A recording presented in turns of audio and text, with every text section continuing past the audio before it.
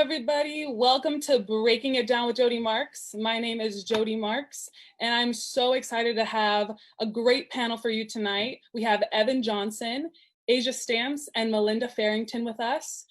And our topic for tonight is challenges faced by Black performers. So the first thing I want you all to know is that these are wonderful performers as well. That's why they're here tonight. So I'm gonna have them give you a little intro about themselves, a little bio. So Evan, can you start?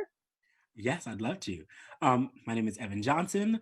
I am 25 years old. I studied at AMDA in Los Angeles, California. I graduated in 2017 and was blessed to be able to have worked consistently since then. I did the premiere of Hunchback, the Ventura County premiere. And then I went off to do the national tour of Rudolph for a few years. And then I did a non-union tour of Newsies. And then I just recently finished doing Tangled the Musical aboard Disney Cruise Lines, the Disney Magic. And then Asia. Hello, everyone. My name is Asia. I am 24 from Chicago. I also studied at AMDA. I graduated October 2018. And I came straight home to Chicago. I wanted to be able to build in my community and show people from Chicago that we can make it. I did a few episodes of Empire on Fox, and then later on, I auditioned for the Chicago NBA team.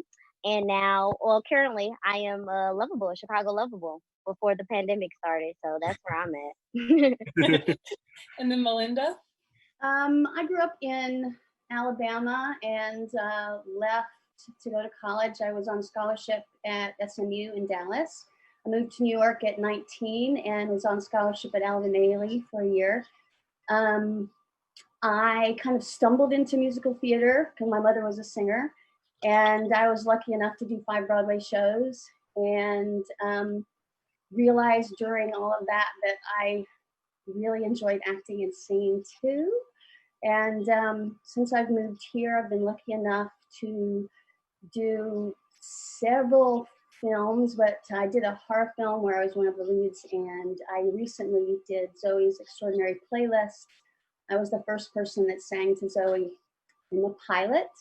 And I am in a web series, and we just put out our 4th episode that we did like literally days before the pandemic started. So we just launched it yesterday. So, and it's about me teaching a dance class and the women that take it and the diversity, and it's really women of a certain age. But anyway, all right. Yes, I can't wait to see all of your projects after COVID has lifted. So we're gonna get right into it. First question, when did you first see a divide in just the entertainment world? Like when you were young or maybe recently? Was there like a defining moment when you knew things weren't right? I think for me, it was just recently. With working for Disney. Disney is a great company, and they really, really take care of their performers and their actors and all of that. But like many things, the problem is rooted within the roots of the organization. And it's just their kind of inability to have a blind eye when casting solely Black roles with any other race as compared to casting a white role with any other race. It's kind of skewed. And that's where I really, really saw it, because they're so particular in their shows about how they cast. And when you look around the room, it was like, oh, well, you allowed this person to pretend to be this, but when it came to me trying to pretend to be that, that's not even allowed, you know? So that's where I recently just experienced it. Anybody else? I'll touch on it. I think when I realized things were different or a little bit uncomfortable, I think when I first got to college. I grew up in a predominantly Black dance studio, and college, international students, everything. It was a great college. Just one thing that let me know that something was a little different, and it's so minor and it's actually funny. All of the white girls had banana feet hooked. I've never seen it in my life. Black people predominantly, we usually have flat feet. Even some of Alvin Ailey dancers, some of them have really good feet. And some of them, they still have good feet, but you can tell how we are built naturally, our feet are flat. And that I guess I was a little uncomfortable because I was like, to me, I was like, so this is what a real dancer looks like. And to touch on that, there were some times when there were roles that I felt should have been for African American students we didn't get because maybe the technique wasn't there, but the soul was definitely there. We should have had those parts. So it was definitely when I entered college. Mm-hmm. Mm-hmm. You know, I'm odd man out here, so my experiences are completely different, and the only story that I can tell is not about the theater. I've married a man who is mixed, and when my son was very young, he was very blonde, and my husband got stopped in a mall, actually twice in Montgomery, Alabama, guns drawn, holding my son, put down the white boy. The women would scream, hold the I guess it's just a security officer holding a gun at my husband, telling him to put down the white boy. And he's like, I'm not going to put down my son until you put down the gun. So I don't have experiences of where I've seen racism towards me, but I've seen it in my family. And it didn't really hit me until all of this that's been going on in the world about how serious it is and how it affects life, right? Mm-hmm. And that's a hard subject for him to come home and then have to say, hey, this is what happened. Right. Right. Yeah. I've been blessed to work, Graciela Danielle, diversity in casts is a blessing. And I've been blessed to work in situations where it's everybody, where it felt like equal footing. But how do I know it was equal footing? There's the thing, right? Mm-hmm. My experience is different than your experience. And I could think, oh, we're all being treated the same. And I don't know that. Mm-hmm. And that's what it concerns me, but I try to be aware. That's all I know how to do. Mm-hmm. And you say you try to be aware, but how do we get other performers to try to be aware? That's the question. How do you get the creative teams to try to be aware? Like Evan said, it doesn't really run with the performers maybe that are going because they're showing up, but it's a creative team that has that leverage, that last say of these are the people that are getting the roles. And how do you get to them? How do we make colorblind casting? Right. Ideally, it starts at the top, doesn't it? I think the creative staff has to be diverse, right? We need that creative staff to be not all white. We need that creative staff to have diversity that we want to see on stage. Stage is supposed to represent life. Life is diverse. That's what theater should be. It should be as diverse as we are as a country, as a nation, as the world, right? Mm-hmm. And when I just got done doing Tangled the musical with Disney, I was the first Black person in however long that show's been running for 4 years on that ship. And just this recently, I was the first Black person in my track in that show. And it actually brought up a problem. Disney's, like I said, they're very specific about how they cast. And there's one track in that show that's a female track that is played by an African-American female, and my track is normally played by a white male because that's what they've cast. So those two tracks are always together throughout the entire show. So when I got cast and we started going through the book of the show, we got to the theater and tech, and they look and they're like, you and the only other Black person on stage are together the entire show. It made it look like they had put the two Black people together the entire show, and they didn't even realize. They pulled me aside during tech and they were like, we are so sorry, like we have to change this. Like this is not, like you were just the first African-American person to play this, so we didn't know that was even a problem. And so I'm hoping that I was the change for this show and for the creative team. Like I'm hoping that they that opens their eyes to look into things like that more that they may have not looked into if it was cast like it normally is. Yeah. We actually got a question from Glenn Farrington. It wasn't really a question, it was more of a statement. He said, for TV, it needs to start in the writer's room. Ooh. And that actually brought up a really good point, because we see most people of color are either like a maid, a thug, somebody of like on the street, homeless. Yes. And that poses a question, because if you're a little kid and you see that, what is represented? Yeah. Why? Because why is it so important to have good representation of your culture instead of just being the thug on the street? Right. Right. You want to see who you dream to be, right? As a child, right? Who your hopes and aspirations are. You want to see that reflected. Yes. Whether it's theater or television or film, right? You want to see it up there. Absolutely. As we know, thugs aren't just depicted as African-American people. I mean, Scarface and all these other people that played, major like authority thuggish roles. It's not always, African-American. It can be white. It can be any race. It can be any race. Right. True. That's so true, that it needs to start in the writer's room. Yes. And they had to have a broader depiction of all these things. Like, it's not to say like NCIS or things like that can't have, their storylines, but maybe it doesn't always have to be somebody of color, or just maybe think a little bit more, or maybe don't write in your script like, oh, this person of color, blah blah blah. It could be, why can't they be intelligent, or I think be a scholar. Where people get confused is like, we're not asking, I say we in the broad sense, we're not asking for things to completely go opposite. What I'm not asking is for now all the thugs to be any other race other than Black. It is definitely okay that if your vision is for that thug or that gang member or that insert here to be African American or any race, that is okay. I just ask that it's not the like norm, Right. That it's not always right. Mm-hmm. Right. I think. Keep going, Asia. You're good. Okay.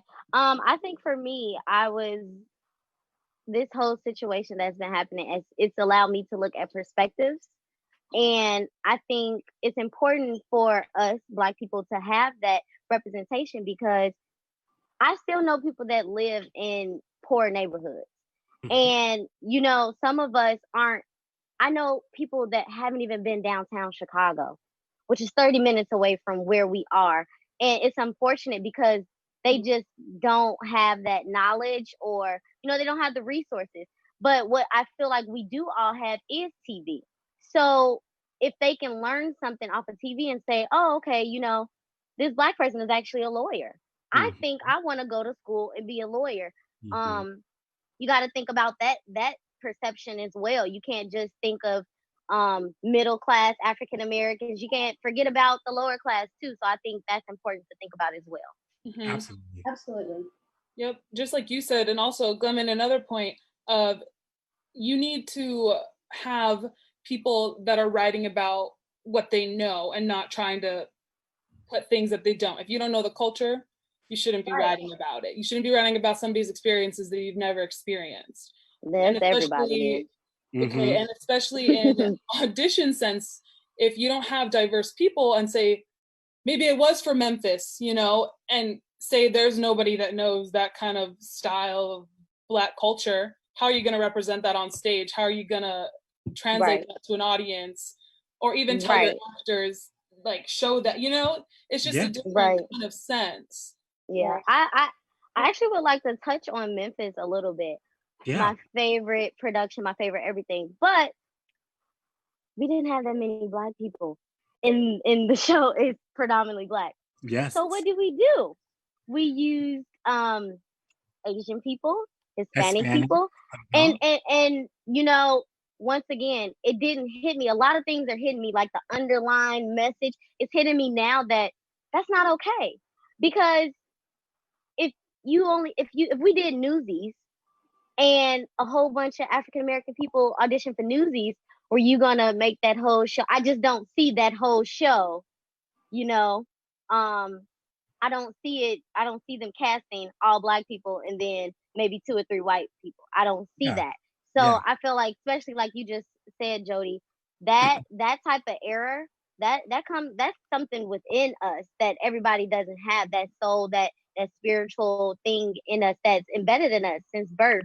And it was sometimes I'm like, you got to get that groove, and they didn't have that groove. But I'm not the choreographer, I'm not the director. But looking back, I'm like, I feel like even if we only had 5 African American people, then you should have just left it with 5. Yeah, Mhm. yeah. For the respect of it, They tried to fill their numbers with adding yes, and right? yes. And it's a college production. I get it, Mhm. but we got to look at the principles of it all. Are you going to do that for Newsies? Are you going to do that for any other predominantly white Broadway show?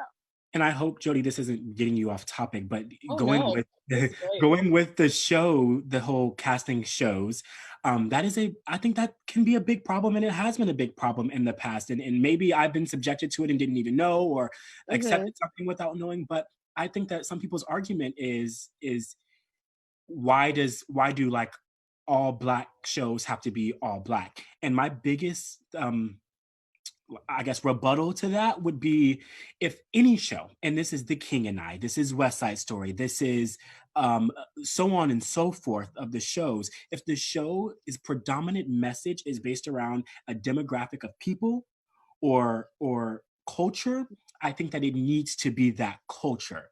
But if it is not, if it is a fairy tale, if it is something that is fictitious, if it does not state anywhere in the show or in the script that it has to be that specific group of people, I think that it can be whoever it is. I would never go audition for The King and I, nor would I ever be expected to be cast in West Side Story. Is that a dream? Absolutely, I would love to dance that show. But if I'm not cast, I truly, truly understand that director or choreographer is doing what they need to Mm-hmm. do to keep the integrity of that show. My problem is when people take it upon themselves to feel entitled um, to something like that. It's like something like West Side Story, the revival. It is like basically like Black and white and Hispanic. It's really, really cool. But that is that vision for that show, Right. But if that's not the vision for that show, if they're going traditional, then it needs to be traditional. Right. And actually, Greg Williamson, which is, I'm looking at all of these comments on Facebook as well. He made a comment. He said, this is the same thing when it comes to Hairspray. The white people are always white, but the Black people are interchangeable with people of color. And Yes. that, I've seen Hairspray where I will see, a Hispanic person be called like Negro. And I'm like, no, you could have put one of your Black performers in that spot, but you Yeah. decided not to. And then there's the Right. problem because it's like they don't realize. And I feel Mhm. like sometimes it takes somebody to tell them, like, Yeah. that's not right. But sometimes as a performer, when you're doing a show, you feel like you can't say that to the director. Like I've been in those situations where I'm Yeah. like, I can't say that. Like, I think this is not the right direction and it looks a little bad, but I'm just going to bite my tongue. Or I feel like the token Black performer. Well, And that's and I felt like that sometimes in college is the token, Mm-hmm. and I'm just like, oh, you should never feel like Yeah. that in a performance, and you should be able to have a voice. Right. Mm-hmm. And unfortunately, sometimes I feel like we try to hide, or we think we have to, like, we can't do anything wrong or like make them think anything of us, that we just sit there and take it, or we Yeah. don't say anything. And then later on somebody would be like, that didn't look right, and be like, I know, I should have said something.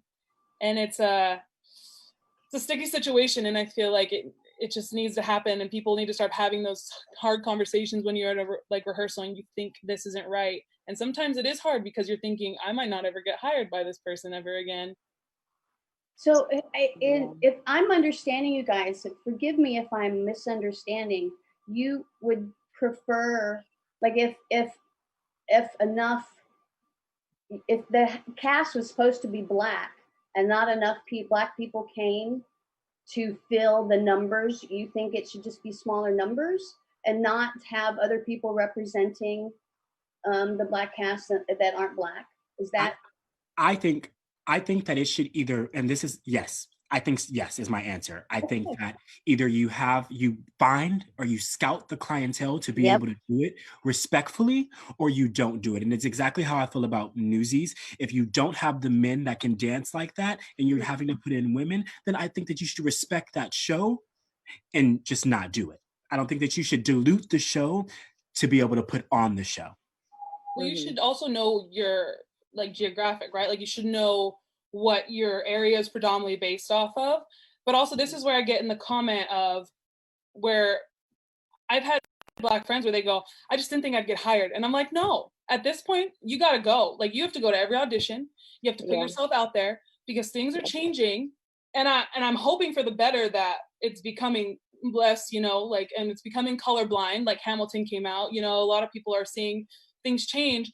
So I really want, like, if anybody's out there that's watching this and is a person of color, like, I want them to go out, and I don't want them to be scared of like a traditional show where they've only known a white person to play that role, because that's where we're harming ourselves as well. Like, it's like we can say the creative team, blah, blah, but like, we got to show up. Like, we got to go. We have to make sure they see us and they hear us. And so I feel like if we start going, hopefully it's based on talent by the end of the day and not skin color. Hopefully they realize, you know what, it might have been played by a white person, but this person is right for the role. Like they got it. So I hope if more people of color start going out, and then it's just like they're just in your face, and then so I really think it's kind of two sides. It's like the creative team needs to realize, but then people of color need to go out and not be so scared of maybe being rejected. Because I've done it in the past. I've literally gone out and been like, I can't go. I'm gonna be rejected. That's not my role. Who knows if it's my role? There's been things I've been cast in there. I didn't think I'd be cast in it. Yeah. This is your time. This is the time to make change. This is the time to create change. It's we're ready. It's ready. The world is ready. Right? Yes. Definitely. Yeah. I agree with you, Jodi, on that actually. Going back to Memphis, me and Jahira was the only Black dance majors that auditioned for that, because dance majors had 3 shows that we could audition for that was strictly dance. But what I will say, and this is college, so I feel like for a college production, teachers know their students, and we had a good amount of African American students, and I've seen it. If the teacher really wants you for the show, they will come and ask you, hey, you did an audition. I think you'd be great for this part. So going back to what you were saying, for me, I'm agreeing with you, Evan. Of course, we wouldn't want smaller, performers on the show, but I feel like we could have taken extra steps to encourage them, because for me, like I said, I wasn't into Broadway, but I hyped myself up to go, to just try it out. And also going back to what you said, Jodi, I've psyched myself out a lot of times with open auditions that I heard in LA, because honestly, they were going to either pick the really sexy or mixed looking Black girl, or they were going to pick the urban white girl. So I would not go, missing my blessings because, of what I thought wouldn't happen for me. And Melinda, another, like, to answer that question fully, yes, and I also think why it's so important that representation is respected is because for so long, African American people and any person of color wasn't even allowed to be on stage in history, even to the point to where white people would dress up in blackface because we weren't allowed to be on stage. They would play us. And so I think it is so important for what we have to be ours, because we finally got it, And so it's like when you take that away, it's like you are literally taking away some of the only things that we have, the things that made our way in that industry. And that's the sole reason as to why I think it is so important to keep diversity and respect it. And I think that is for The King and I, and for any other show out there that is true to that culture. Right. Makes sense. Melinda, I actually want to ask you about your experience in ragtime. Because Glenn said, ask her what the white producers decided to do to the cast. Wow. it's interesting. Some of my best friends they kept us separate. They kept the black cast and the white cast. We rehearsed separately. My best friends were in the black cast, and I never saw them except on stage. And it really bothered all of us, but it did create exactly what they were looking for, which was the tension and comfort on stage. So I've got chills now because it was truly intense. When you don't see these people for a month and then you're in their face and you're representing what was going on, which was, I don't trust you, I don't know you, you don't know me. And it was really fascinating. Wow. As uncomfortable as it worked. That's wild. Yeah. I actually just, not just because it was supposed to happen, 2020, booked Ragtime for Moonlight Amphitheater. Oh, That'll be happening 2021, but I'm curious to see what rehearsal's gonna be like. Now I'm like, that's crazy. Truly amazing score. Just because it is a big cast. It's the sound of all those singers is so powerful. So you never sang together, like all together, like in rehearsals? No. Wow. No, not until we put it on its feet. Like even in the rehearsal space, we would rehearse separately and then put it on its feet. But we rehearsed completely separately. That is crazy. That is wild to me. Yeah. And I got to do it with Brian. So Stokes, I'm sorry, it's funny, I was just listening to the COVID memorial that he sang from Lincoln Center, and his voice is he's actually a good friend of Glenn and mine, because his wife, Allison, is one of my dear friends.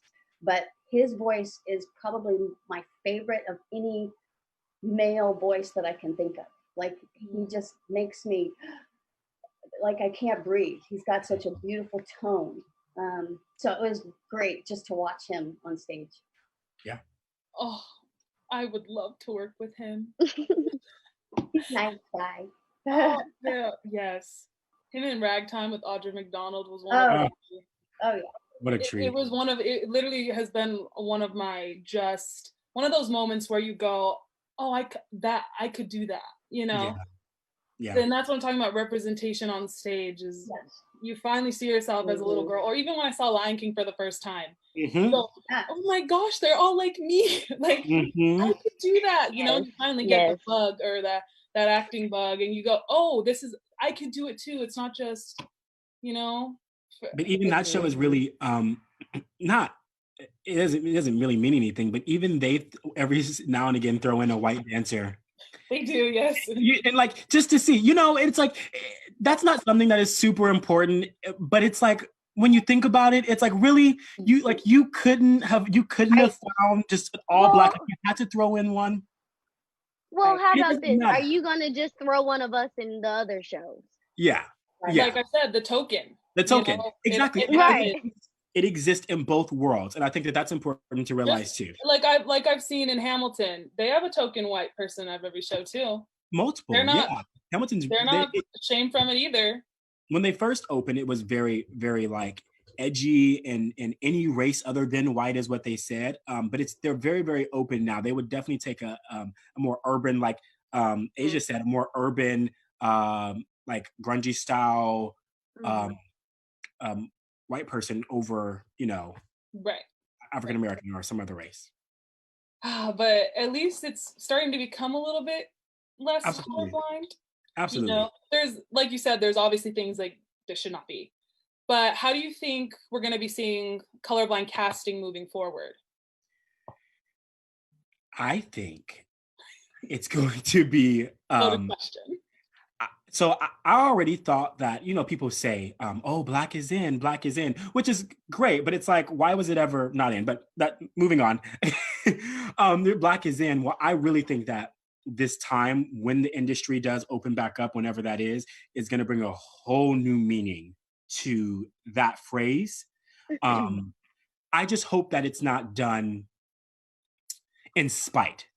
I hope that it's not done like to degrade or to like teach a lesson. If I'm making any kind of a sense, I want it to be done because it's time and it needs to be done and fairly. What I don't want to happen is we're only seeing Black people, or we're not really seeing you right now, or like I don't want this to flip. That's not what I want. I don't want reverse racism. Right. I just want to have an equal chance like everybody else. Absolutely.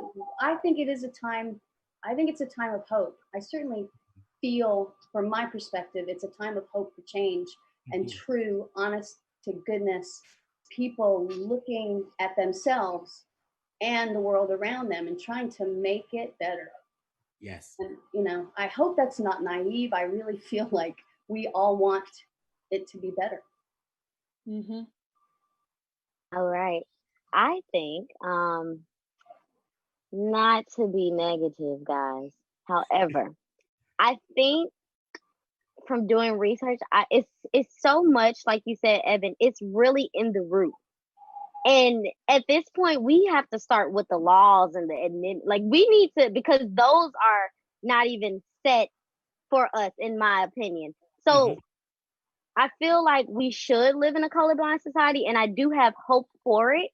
It's definitely going to take some time, and if it doesn't happen, I think that my people are, and other races are at a point where they're fed up, and I'm hoping that my people and other races are willing to stand up, like you said, Jodi, and speak up and say something, so then we can become that colorblind society and things like that. Right. Yeah. I don't think systemic racism is going to go away just because we want it to. Right. Right. Everybody isn't on the same page, but I think more of us are on the same page that are on that other page. Yeah, I agree, and I think that the process. Yep, and I think it goes back to what Jodi's saying too, which is like because of this newfound confidence that people of color have right now and this newfound voice, I'm hoping that we flood the audition rooms, because when we're in front of them auditioning, then they won't be able to help but to cast, people that are right for the role. Right.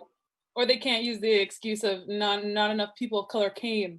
Exactly. I heard that. Right. People came to the right. There was I had a debate about this with somebody actually the other day, where in Australia they had an In the Heights cast, and all of them are white except for the dad, who was actually Hispanic. And they were trying to explain to me how that was okay, and I was trying to explain to them how that's not okay. Because they don't understand the culture. Like they just don't know what those people had to go through living in that kind of situation, not to say that maybe they didn't have like a similar situation where there was hard times, but that's a different kind of culture. Like that's a way of life. Yeah, right. And it just baffled my mind. I was like, and those are the kind of conversations that we have to have in the entertainment business, to let them know, like realize like that is not okay for whatever nationality, but you can't drop people into a show that will never get what the show is about, or never get the struggle, because how are they supposed to portray something and make an audience believe that this is real when they can't even believe it themselves? Absolutely. Right. You know what I mean? So yeah. You don't like, that's not to say that there aren't Hispanic people who haven't lived that, because there are. There are multiple Hispanic people that have not lived that exact life. But for the very reason that I think it's important that people of color are represented and respected, I think it's the exact same thing for that race too, because that race was also not allowed to do theater and anything of entertainment, so for that exact same reason, I just think it is important to let them actually do it, because that show was made for them to be able to do it, because they finally got the right.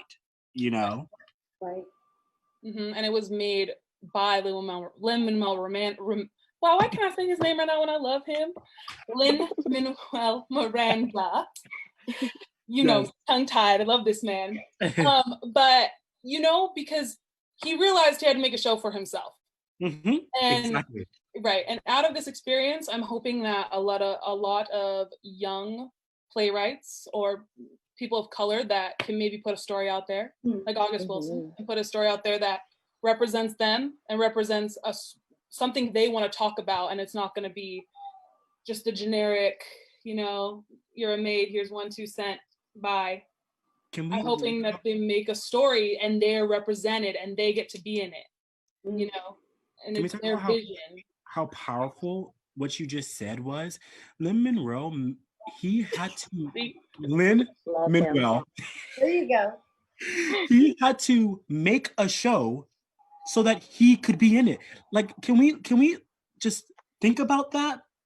Like, so when somebody asks, like, if there was a problem or if there was actually a problem, well, somebody of color had to make a show so that they could be a part of the, you know, it's like, there was definitely a problem. I just think that was powerful. Right. Yeah. Yep. And I just hope it continues. Yeah, I was gonna touch on that. Right, that's what I was gonna touch on.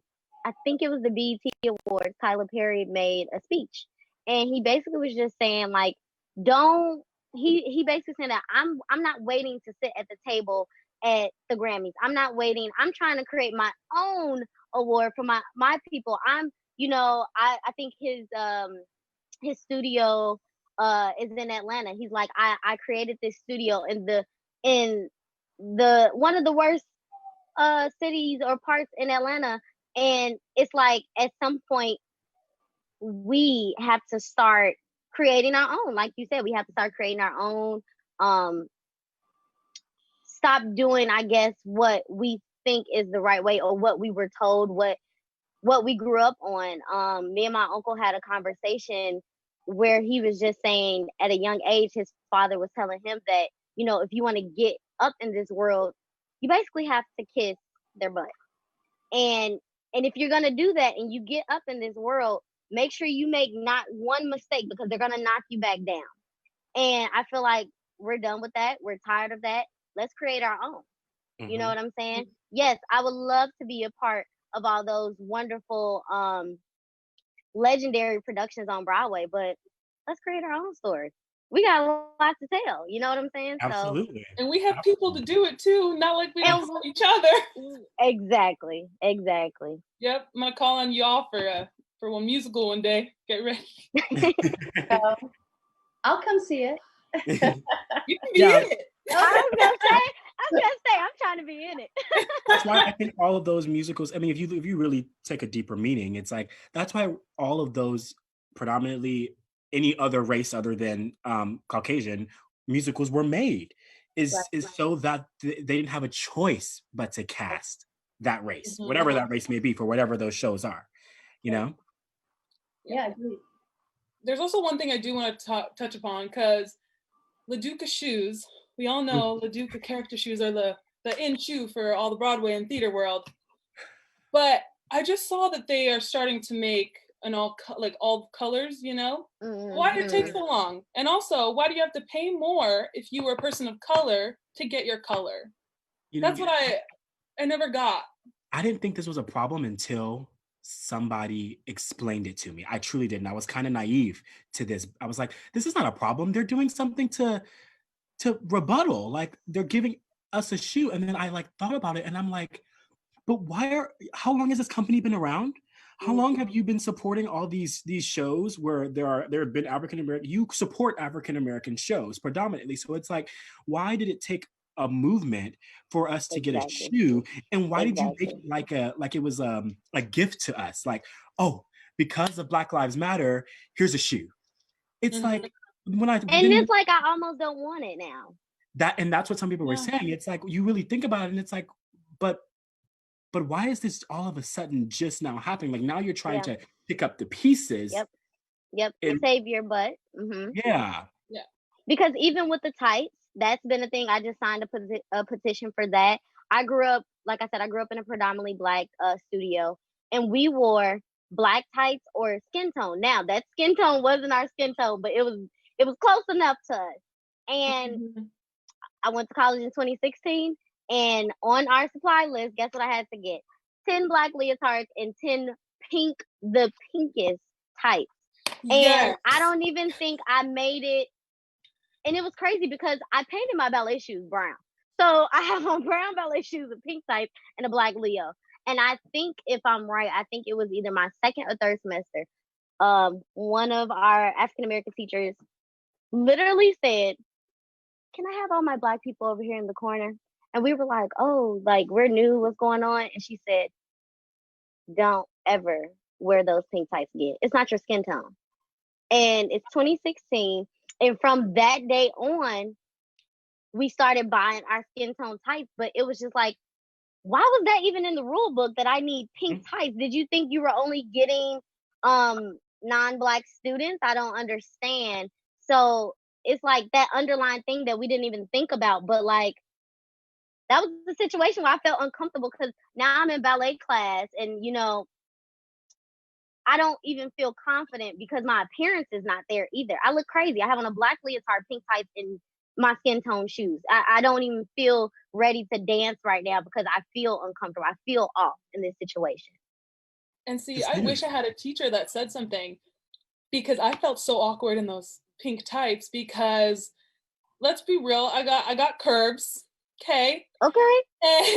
And when tights go up, the color starts, getting like, I would put 2 pairs of pink tights on just to feel normal, or just in to that LA heat. Just to feel normal and to feel like I fit in with the rest of everybody wearing tights because they needed to match. In my mind, I don't know why, you think of crazy things of wearing class and people are going to judge me what I wear. No one's really judging you, just you're judging yourself. Right. But in my mind, this is my first semester in college. I have to fit. I have to conform to the class. So I mean, two things with tights. We look the fool. Some people may be watching and thinking like, oh, well, it's just tights and I don't really get, or it's just shoes. I don't get how that's a problem. Well, here's how it's a problem.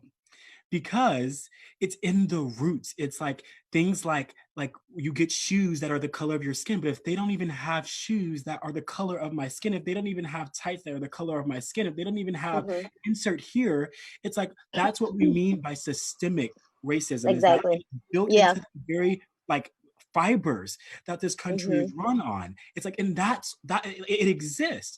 It's like up until last week, I couldn't even go to LaDuca and find a shoe that was right for me, that looked like me.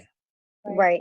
Well, thanks. I'm not something I ever thought about. So thank you for enlightening me. It's a thing to be aware of. Yeah. I think it's really big, at least for me personally. Like it's that thing. Miss Tracy even said that you show up looking good, you feel good, your performance is good. You know what I'm saying? So I that was a big thing for me, along with hair. Totally big thing for me. But I think she is like a celebrity lawyer. She's African American, and I can give you the link, Jodi, after this. She did an interview, and she basically broke it down to this lady. She said, "You see what I'm wearing? This European designer clothes." And she said, "It's amazing. I love it." And she said, I wouldn't be wearing this right now if I knew my culture, and if my culture wasn't stole away from me. I would probably wearing a floral dress without a bra. I would probably be wearing a head wrap. I would probably be wearing this. And the lady said to her, "Well, you can." And she said, "In corporate America, you think they're not gonna turn me around for having braids in my hair?" She said at some point she couldn't go to the court after she went through all this school to become a lawyer. If she went into the court with braids in her hair, they would turn her around. What? You know what I'm saying? So it's just like, it's like you said, Evan, it's in the root, and it's not, it's about looking good and feeling good, but also like, this isn't me. These pink tights are literally not me. This is not my skin color. This is not my culture. I mean, touching on, sorry to keep speaking so much, but touching on a job that I have, so it's like 2 Black girls, including myself. Everybody else is Caucasian. And we have 3 colors for tights. It's pale, suntan, which is what I use, or chocolate. And not all the girls are pale. They tan, or they're just naturally, tan. So everybody's using suntan. I feel uncomfortable. I feel uncomfortable. Why are you wearing my skin tone tights, and why do we only have 3 colors? I mean, I don't, and that's the underlying racism to me, because it's like, you feel comfortable that you're wearing the same skin tone as me, but your face is a whole different color. That doesn't feel weird to you? I don't know. That's just me. Yeah, no, I understand that. No, I completely get that. I get it. That's happened to me many times. I'm like, this is ridiculous. Or they make me wear the lighter skin color, or Mhm. or I have to go buy it. Say they have like everybody else, they give it to everybody else, and I go, this is not the same. Then they go, then you're gonna have to find it. Or Right. I've even gotten like, well, this is close enough. It's like, Yes. you know, and it's small things. It's like, I'm not making a big deal, right? Like, I didn't go off and curse Oh, them out come or make on. a fuss, but it's just the small things that add up. It's like that comment really, like, it's, well, it's close enough. Like, you couldn't have just really made it my skin tone, or really made it match me, or really gotten, you know, it's. Exactly. And I would even touch on that, because there were some girls that was like, "Oh, I'm getting so tan. You know, we started with the pale color, but now it's summer, I'm getting tan, so I need to get the suntan." No, because now I kind of want to say what they said to you, Evan. No, the pale is actually closer to your skin. I think you should stay over there in that Yeah, category. But yeah. nobody was there to stop it. Nobody said, "Well, this suntan is close enough." Actually, no, it's not. It's closer to me. Like, it's something should have been said. But I think, like, going back to what you said, Jodi, sometimes maybe we feel like we can't speak up. And I know for a fact, for me being blunt, me being loud, people saw that as intimidating. Me Mm. being honest and me being me was intimidating. And especially this year, I was like, I'm not changing myself for y'all. You either take it or leave it, because if I'm being honest, if a white woman was bold, blunt, and loud, would you be intimidated? I'm just saying, me personally. Mhm. Okay, just to step in, a white woman is still considered a bitch if she is Exactly. still, Exactly. still considered a bitch if she's loud Exactly. and in charge. And Right. Yes, so, yes. But the problem with that is that, going back to the thug comment, anybody can be a thug, Hmm. but we only cast the black people as thugs, just like they only cast the black women for the loud, bold, Sassy. aggressive part. You know, sassy part. I think You know, I was always given that part in college. Yeah, it's a great part to have. It's us. I agreed. really do love to be sassy, but not all the time. Yeah, Right. and but I think, but for them, let's take a show like Aladdin. You know, and One Jump Ahead. What's that? There's a line that is sung by like a really gospel. Oh my gosh. Oh my gosh, I can't think of it, and I just had it in my head. There's this one line that sung, and it's sung very gospel. And in the stage musical, it was cast as a black person. Now, I'm not complaining about that. The problem with that, though, is that the predominant cast was white, and then they use that as like, oh well, that's it. That's the token black person right there. Like that's the Yep. role, that gospel singer. And it's like, that's okay. We're good at that. Like, thank you. However, we could have been any other, like, you know, and Exactly. and that Exactly. show is also like a fine line, because right, we were supposed to be showing Middle Eastern or Eastern people. So Hmm. they've also, Disney has kind of mixed that quite a bit. They do keep it close, but that is also another one where it's like, well, But that's another kind of like little thing that kind of annoys me is there are people out there that are very talented that you can absolutely, get, that you don't have to go for even black people. Like, we absolutely. know it's not us either, you know? Like, Exactly. you have talent. You just need to have to be willing to listen to it I and know a find it. many, yes, I know many, let's just say white or Caucasian singers that are very soulful and very gospel, you know? So it's like, if Yes. you wanted that sound, fine. Like, but it didn't have to be that, you know? Hmm. Hmm. Yeah. Well, I love this conversation. I could really talk to you all probably for like so many more hours, but we're gonna wrap it up. But I just want our last takeaway and the last question to be: what do you want, if you were talking to a creative team right now, if they're listening, and hopefully they will be later Mhm. on, what would you want them to take away from this? Or anybody, person of color or anything? What do you want them to know? Definitely don't sit around and wait for the opportunity. Go take it for yourself. I think mine would be I don't want to be treated better than or different. I just want to be treated equal. For me, there's an important place for all the voices. All the voices need to be heard. And if somebody's not writing the voice that you want to be heard, then you write it. And that's on period. Right? Period. Period. Blank. Thank you all so much for being on the second episode. Thank you. Thank you. And Yes, nice I can bring meeting you you. on again. Who knows? This is Yeah, going to go for a maybe. long time. This was People so got to much listen. fun. I'm down. I'm stuck in the house doing nothing, trying to, Okay. stay fit. Nice to meet you all. Bye-bye. Nice to Nice meet to you meet you all. too. Thank you. And everybody, thank you for watching.